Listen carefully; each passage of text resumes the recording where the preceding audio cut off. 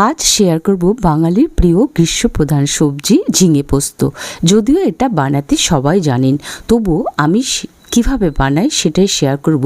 Specially নতুন যারা রান্না শিখছেন তাদের জন্য শেয়ার করছি এটা। যদি ভালো লাগে ভিডিওকে লাইক করবেন, শেয়ার করবেন, চ্যানেলে নতুন হলে চ্যানেলকে সাবস্ক্রাইব করে প্লিজ আমার সাথে থাকবেন। এটুকু আশা নিয়ে চলুন আজকের মোস্ট সিম্পল রেসিপি ঝিঙে পোস্ত শেয়ার করছি। এই যে ঝিঙে দেখছেন, এরম ঝিঙে আমি দুটো বড় বড় নিয়ে নিয়েছি। আমার এখানে এরমই ঝিঙে পাওয়া যায়, তাই এই ঝিঙে দিয়ে আপনাদের সঙ্গে শেয়ার করছি। চলুন, ঝিঙে প্রথমে কিভাবে কাটতে হয় সবাই জানেন, তবু ওই যে বললাম যারা নতুন রাঁধুনি তাদের জন্য স্পেশালি আমি এই রেসিপিটা শেয়ার করছি। অনেকেই জানেন না, বাট খাওয়া খুব জরুরি এই গরমের সময় ঝিঙে পোস্ত, যেটা খেতে যেমন সুস্বাদু হয় এবং শরীরের জন্য খুব ভালো, কেননা ঝিঙেতে প্রচুর পরিমাণে জল থাকে এবং সহজপাচ্য একটা সবজি। প্রথমে সুন্দর করে এভাবে ছিলকেগুলো ছিলে নেব, যাতে শক্ত শক্ত সমস্ত কিছুকে চলে যায়। একটু একটু থাকলে কোনো অসুবিধা নেই। দেখতে পেলেন কতগুলো ছিলকে বেরিয়েছে।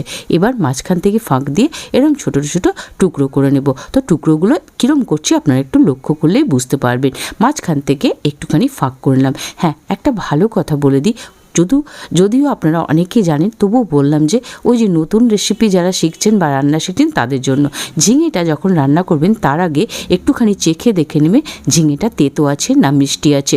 তাহলে কিন্তু, না হলে পরে যদি তেতো হয় আপনার পুরো রান্নাটাই নষ্ট হয়ে যাবে। তাই জন্য এই টিপসটা ফলো করে দেখবে তারপর রান্না করবেন।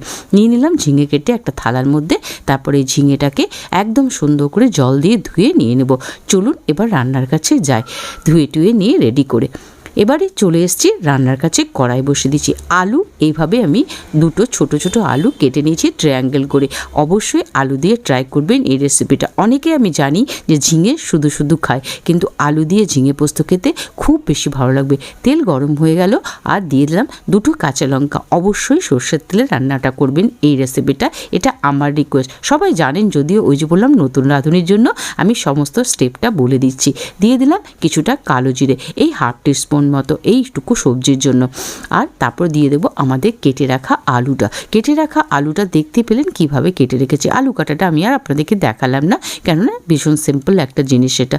তারপর এটাকে একটুখানি ভাজো ভাজো করে নেবো, হালকা একটু নাড়ি চাড়িয়ে নিলাম।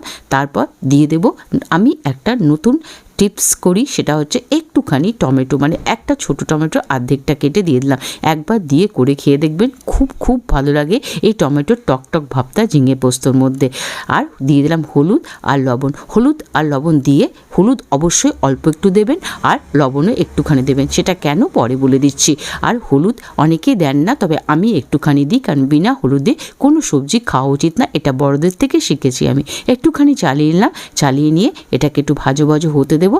তারপর এটাকে একটুখানি হওয়ার পর আমি ঢেকে দেবো আঁচটা কমিয়ে, এই মিনিট দেড়েকের জন্য।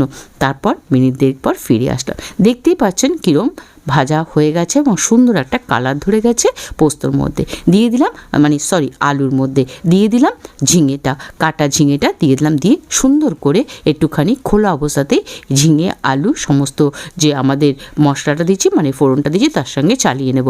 মানে বলতে বলতে বারবারে পোস্তই বলে দিচ্ছি, কারণ না আমি নিজেই পোস্ত প্রেমী একটা, তাই জন্য আলুকে পোস্ত বলে দিচ্ছি, তো একটু মার্জনা করবেন। তো আলু আর ঝিঙে আমি দুটোকে সুন্দর করে একটু চালিয়ে নিলাম ফোড়নের সাথে। তারপর এটাকে ঢেকে দেব আর আঁচটা কমিয়ে এই মিনিট তিনেক আমি হতে দেব। চলুন, মিনিট তিনেক হয়ে গেছে, মিনিট তিনেক পর ফিরে আসলাম। দেখুন কত সুন্দর মজে গেছে এবং আপনাদেরকে চলুন আমি দেখিয়ে দিই কি সুন্দর জল জল ছেড়ে এসছে। আঁচটা কিন্তু আমি কমিয়ে দিয়েছিলাম, সিমে রেখেছিলাম। এবারে কি করব, আরেকটু নাড়িয়ে চাড়িয়ে আবার ঢেকে দেবো মিনিট 5 জন্য, এই 5 মিনিটের জন্য। কিন্তু 5 মিনিটের মধ্যে একবার আমি নাড়িয়ে চাড়িয়ে দেবো আর আঁচটাকে একটু মিডিয়াম করে দেবো এই সময়, তাহলে সুন্দরভাবে মজে যাবে জিনিসটা। চলুন, 5 মিনিট হয়ে গেছে, মাঝখানে আমি একবার চালিয়ে দিয়েছিলাম। দেখুন কি সুন্দর জল ছেড়ে গেছে। তবে হ্যাঁ, একটা কথা বলে দিই, আমার এখানে মানে ব্যাঙ্গালোরে কিন্তু খুব একটা ভালো ঝিঙে কোনো সবজি ঠিকঠাক পাওয়া যায় না আমাদের ওদিকে মতো, তাই খুব একটা জল বেরোয় না। তো আপনারা অবশ্যই যদি বেঙ্গলের থেকে দেখতে থাকেন তাহলে আপনারা আরও বেশি জল দেখতে পাবেন এখানটা, সেখানে একটু রান্না করতে দেরি লাগবে।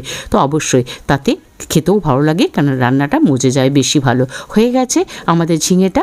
তারপরে এই যে আসল হিরো পোস্ত, শুধু কাঁচা লঙ্কা লবণ দিয়ে প্রথমে শুকনো গুঁড়িয়ে নিয়েছিলাম, তারপর জল দিয়ে পাতলা করে বেটে নিয়েছি। এইভাবে মশলাটা মিক্সিতে করলে অল্প পোস্ত খুব ভালো করা হয়, তাই জন্য এইভাবে করে নেবেন। দিয়ে দিলাম পোস্তটা দিয়ে সুন্দর করে নাড়িয়ে চাড়িয়ে নেব। নাড়িয়ে চাড়িয়ে সুন্দর করে একবার কষিয়ে নেব, একটু মিডিয়াম টু হাই আছে, তারপর আঁচটাকে কমিয়ে দেব। তারপর একটুখানি জল দিলাম, কেন ওই যে বললাম আমার এখানে খুব একটা ভালো ঝিঙে কোনো সবজি ভালো অতটা পাওয়া যায় না, তাই একটু জল আমাকে দিতেই হবে। তাই এই 1.5 চামচ মতো জল দিলাম। তারপর আবার নাড়িয়ে চাড়িয়ে দিলাম। এবারে কি করব, নাড়িয়ে চাড়িয়ে দিয়ে সুন্দর করে একদম মাখা মাখা যখন হয়ে যাবে, তখন আমি দেখতেই পাচ্ছেন ফুটে উঠেছে, আমি এটাকে কী করবো, আবার ঢেকে দেবো। কিন্তু অবশ্যই আঁচটাকে কমিয়ে দিতে হবে, একদম সিম আঁচে করে দেবো, তা নাহলে নিচের থেকে লেগে যাওয়ার সম্ভাবনা থাকে। দেখুন আমি আবার 5 মিনিট পর ফিরে এসেছি। এবার দেখতে পাচ্ছেন একদম আপনারা দেখে বুঝতে পারবেন যে আমাদের রান্না কিন্তু প্রায় শেষের দিকে। সুন্দর দেখুন, ঝিঙে সেদ্ধ হয়ে গেছে, আলু সেদ্ধ হয়ে গেছে, সব কিছু সেদ্ধ হয়ে গেছে আমাদের রান্না। এবার একটুখানি সিম্পল টাচ দিয়ে এটাকে আমরা ফিনিশ করব। সেটা কি আপনারা অনেকেই জানেন, সেটা হচ্ছে নিরামিষ তরকারি যখন একটু চিনি তো দেবই দেবো, কেননা তারপরে পোস্ত খুব ভালো লাগে।